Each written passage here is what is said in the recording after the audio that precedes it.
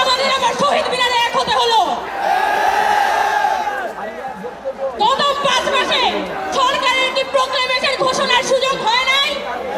তারা কি এতই ব্যস্ত ছিল যে তারা একটা জুলাইয়ের ঘোষণাপত্র ঘোষণা করার সময়টা করে উঠতে পারে নাই? এই পরিপ্রেক্ষিতে কিছুদিন আগে আমরা বৈষম্য বিরোধী ছাত্র আন্দোলন আমরা এই উদ্যোগটা গ্রহণ করি যে এই জুলাইয়ে যে যোদ্ধারা জীবন দিয়ে রাস্তায় যুদ্ধ করেছিল, লড়াই করেছিল, তাদের সেফটি আমাদের দিতে হবে। এটা আমাদের ঐতিহাসিক দায়। গতকালকে রাতে যখন প্রধান উপদেষ্টা প্রেসিং আবার ঘোষণা করেছে তারা প্রোক্লেমেশন সকলকে নিয়ে ঘোষণা করবে, আমরা সেটা কিন্তু সাধুবাদ জানিয়েছি। আমরা স্পষ্ট বলতে চাই এই প্রোক্লেমেশন নিয়ে আমরা কালকে বলতে চাই না। আজকে 31শে ডিসেম্বর আমরা রীতিমতো বাধ্য হয়ে এখানে একত্রিত হয়েছি। গত 5 আগস্টের পরে নতুন বাংলাদেশের রূপ তখনই সফল হইত যদি আলোচনার টেবিলে সবকিছু থেকে সমাধান আসতো, কিন্তু আমরা দেখতে পাচ্ছি যে আলোচনার টেবিলে কোনো সমাধান আসে না। আমাদের জনগণের সমাধান শুধুমাত্র রাজপথ। আমরা বৈষম্য বিরোধী ছাত্র আন্দোলন খুব স্পষ্টভাবে বলে দিতে চাই, আওয়ামী লীগের বিচারের আগে কোনো নির্বাচন হবে না। আরেকটা কথা স্পষ্টভাবে বলতে চাই, আমাদের যারা শহীদ পরিবার আছে, আমাদের যারা আহত আছে, তাদের প্রতি ন্যায় বিচার হয় নাই।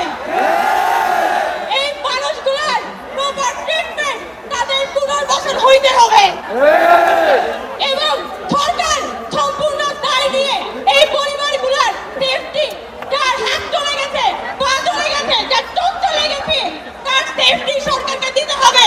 তার চাকরি, তার জীবনের নিরাপত্তা সরকারকে দিতে হবে। খুব বেশি কথা বাড়াবো না, আমাদের অনেক বক্তার সামনে আছেন, কিন্তু আমরা বৈষম্য বিরোধী ছাত্র আন্দোলন খুব স্পষ্ট কথা বলতে চাই যে জুলাই মরে যায় নাই। আমরা জুলাইয়ের স্পিরিট নিয়ে এখনো পর্যন্ত রাস্তায় আছি এবং আমরা কোনোভাবে এই 90-এর মতো, এই 71-এর মতো 24কে ব্যর্থ হতে দিব না। এটার 5 মাস পরে কেন আমাদের আবার শহীদ মিনারে এক হতে হলো? গত 5 মাসে সরকারের কি প্রোক্লেমেশন ঘোষণার সুযোগ হয় নাই? তারা কি এতই ব্যস্ত ছিল যে তারা একটা জুলাইয়ের ঘোষণাপত্র ঘোষণা করার সময়টা করে উঠতে পারে নাই?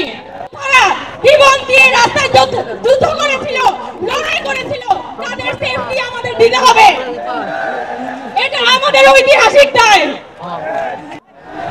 আমরা স্পষ্ট বলতে চাই এই প্রোক্লেমেশন নিয়ে আমরা কালকে বলতে চাই না। গত 5 আগস্টের পরে নতুন বাংলাদেশের রূপ তখনই সফল হইত যদি আলোচনার টেবিলে সবকিছু থেকে সমাধান আসতো। পরিবার আছে, আমাদের যারা আহত আছে, তাদের প্রতি ন্যায় বিচার হয়। এই মানুষগুলোর প্রপার ট্রিটমেন্ট তাদের পুনর্বাসন হইতে হবে এবং সরকার সম্পূর্ণ দায় নিয়ে এই পরিবারগুলোর সেফটি, যার হাত চলে গেছে, পা চলে গেছে, যার চোখ চলে গেছে, তার সেফটি সরকারকে দিতে হবে। তার জীবনের নিরাপত্তা সরকারকে দিতে হবে। খুব বেশি কথা বাড়াবো না,